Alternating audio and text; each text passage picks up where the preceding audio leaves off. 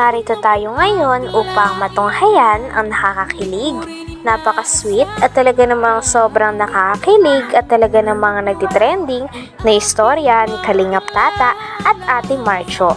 Sa pagpapatuloy nga ng ating istorya ay pinupuri pa rin ng paulit-ulit ni Kalingap Tata ang kagandahan na taglay ni Ate Marcio. Pagkatapos naman ito ay may pinag-uusapan sila, kaya naman nabanggit ni Kalingap Tata at sinabi kay Ate Marcio na gusto mo yung hindi naman kagad nakasagot si Ate Marcio sa tanong ni Kalingap Tata, kaya dinugtungan ni Kalingap Tata ito ng vlogger. Sabi niya, gusto mo ng vlogger? Kaya naman nagulat si Ate Marcio at Hello, epekto. Liha na lang gamit ko. Pero sa'yo talaga yung ano mo, yung kutis mo, yung beauty mo, para kang mayaman, anak ng mayaman. Oo. Para kang anak ng mayaman. Para kang nag-aaral sa Ateneo. Yung gano'n ng mga tipo na sa beauty niya. Ganun talaga. Sana. Love mo yung Love mo yung vlogger? love yourself. Oo, akala ko vlogger.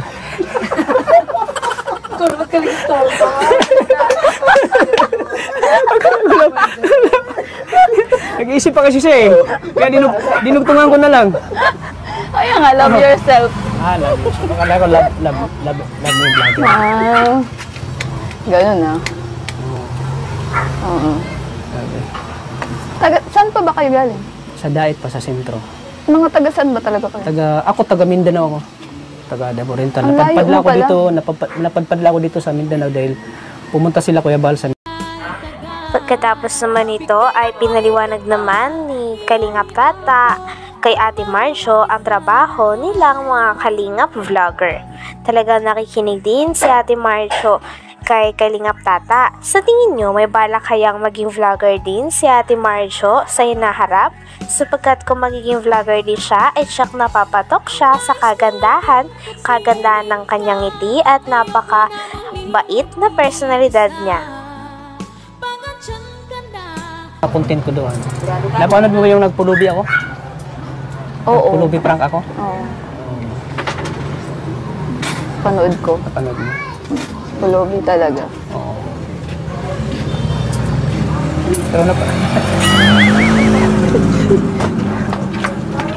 so yun nga, yung content kasi namin pag-charity. Or in charity, pagtulong. Kasi masarap sa pakiramdam pag nakakatulong ka sa ibang tao, lalo na sa mga mahihirap. Masarap sa pakiramdam na nakakatulong ka. Siyempre yung mga biyaya, siyempre kami bilang mga charity vlogger, yung sahod namin ay ibinahagi din namin sa mga mahihirap, nangangailangan tulong. Hindi lang yung pera namin ay sinasarili namin, bukos binahagi namin din sa mga nangangailangan ng tulong. Kaya namin pinasok yung pag-charity kasi yung purpose namin ay pagtulong talaga. Kasi maraming mga mahirap dito sa atin na kailangan ng tulong. Diba yung kapitbahay mo na yung anak ng Pakistani? Yung kapitbahay mo dyan? Oo, diba? Kaya tinutulungan ni Kuya Rab ngayon na bago ng buhay. Dati bahay nila ay sira-sira, ngayon ay maayos na. Maayos ang pagmumuhay nila. Ganyan yung mga charity vlogger na tulong. Galing na. Ikaw, ano bang mga mo sa buhay? Ikaw, tatanungin kita, pangarap mo rin bang makatulong sa mga mahirap? Oo naman. Yun nga ang ano ko kung naging mayaman tutulong or kahit di naman yumaman, meron. Magandang makatulong kasi. Ganda yun. Talagang habang nagkikwento nga si Kalingap Tata ay nabibilib din sa kanya si Ate Marcio. At kitang-kita din na hinahangaan siya nito sapagkat bukod sa napakabait na ni Kalingap Tata ay kitang-kita talaga na genuine ang kanyang pagtulong sa mga tao. Ipanilawanag niya na isang charity vlogger ay ang mga kinikita din nila ay talagang ipinangtutulong nila at gusto nila na may matulungan o may umunlad ng buhay dahil sa kanila. Kaya naman napakaganda talaga ng mga content ni Kalingap Tata. Or in charity, pagtulong. Kasi masarap sa pakiramdam pag nakakatulong ka sa ibang tao, lalo na sa mga mahihirap. Masarap sa pakiramdam na nakakatulong ka. Siyempre, At siyempre yung mga biyaya, siyempre kami bilang mga charity vlogger, yung sahod namin ay ibinahagi din namin sa mga mahihirap, nangangailangan tulong. Hindi lang yung pera namin ay sinasarili namin, bugkus binahagi namin din sa mga nangangailangan ng tulong. Kaya namin pinasok yung pagcha-charity kasi yung purpose namin ay pagtulong talaga. Kasi maraming mga mahirap dito sa atin, nangangailangan ng tulong. Di ba yung kapitbahay mo na yung anak ng Pakistani? Yung kapitbahay mo dyan? Oo, di ba? Kaya tinutulungan ni Kuya Rab ngayon na bago ng buhay. Dati bahay nila ay sira-sira, ngayon ay maayos na. Maayos ang pagmumuhay nila. Ganyan yung mga charity vlogger na tulong. Galing na. Dahil nga ngayon na lumabas na nga si Ate Marjo sa kanyang tindahan, ay mas lalo na talagang natititigan at talagang nabibighani si Kalingap Tata sa kanya. Paulit-ulit ngang binabanggit ni Kalingap Tata na talaga napakaganda ni Ate Marjo at talaga napaka-Pinay beauty nito. Parang ang paulit-ulit nga na nahuhulog si Kalingap Tata kay Ate Marjo. Kaya naman mas tara din kinikilig ang mga manonood sa kanilang dalawa.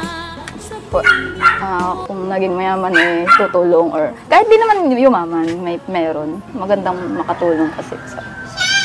Maganda yan, no? Kailan ka lang ba nag-start? Nag-start ako. Anong taon na ba ngayon? 2020? 2023. 2024 na. 2022 nag-start ako. Meron ka nang nagpapabahay ka din ba? Magpapabahay pa lang. Nakita mo yung vlog ko kay Argel, si Arjan at Angelica. Napapanood mo yun? Oo. Ayun si Angelica, papabahayan ko yun. Nag-iipon pa lang ako. Kasi yun si Angelica kasi, din yun, deserve din mapabahayan si Angelica kasi mahirap yung dalagang yun. Nagtitinda ng kakanin. Kaya labis akong humahanga sa kanya kasi despite sa hirap, talagang andyan siya nagsasakripisyo para sa pamilya. Pinagsabay niya yung pag-aaral at pagtitinda. Mahirap yan, di ba? Ikaw, sa tingin mo, kakayanin mo yung mga ginawa ni Angelica? Oo naman. Siyempre, kakayanin mo para sa pangarap, para sa pangarap at para makatulong sa magulang. Kaya, hanga ako kay Angelica kasi napakabait at napakasipag. Talagang deserve niyang mapabahayan. So, yun ang ko sa kanya, plano ko sa kanya. Talagang ibinida din at ikinuwento ni Kalingap Tata kay Ate Marjo si Angelica na isa sa kanyang beneficiaries.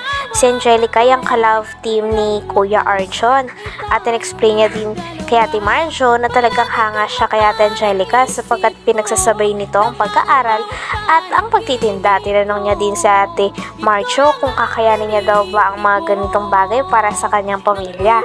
Sabi naman ni Ate Marjo ay oo daw sapagkat kahit ay kaya niya talagang gawin. Nang sa ganon ay makapagpursiya at makatulong din siya sa kanyang pamilya. Dahil dito ay mas hinangaan siya ni Kalingap Tata. Kasi yun si Angelica kasi, din yun, deserve din mapabahayan si Angelica kasi mahirap yung dalagang yun. Nagtitinda ng kakanin. Kaya labis akong humahanga sa kanya kasi despite sa hirap, talagang andyan siya nagsasakripisyo para sa pamilya. Pinagsabay niya yung pag-aaral at pagtitinda. Mahirap yan, di ba? Ikaw, sa tingin mo, kakayanin mo yung mga ginawa ni Angelica? Oo naman. Siyempre, kakayanin mo para sa pangarap, para sa pangarap at para makatulong sa magulang. Kaya, hanga ako kay Angelica kasi napakabait at napakasipag. Talagang deserve niyang mapabahayan. So, yun ang ko sa kanya, plano ko sa kanya, pabahayan ko siya. Tapos, sinong next na papabahayan mo? Ikaw, pabahayan kita. Uy, ganun. Joke lang. Joke lang ako. Masyadong seryoso yung At siyempre, pag yun ang ko talaga. Kumbaga, yun ang first ko na pabahay kay Angelica.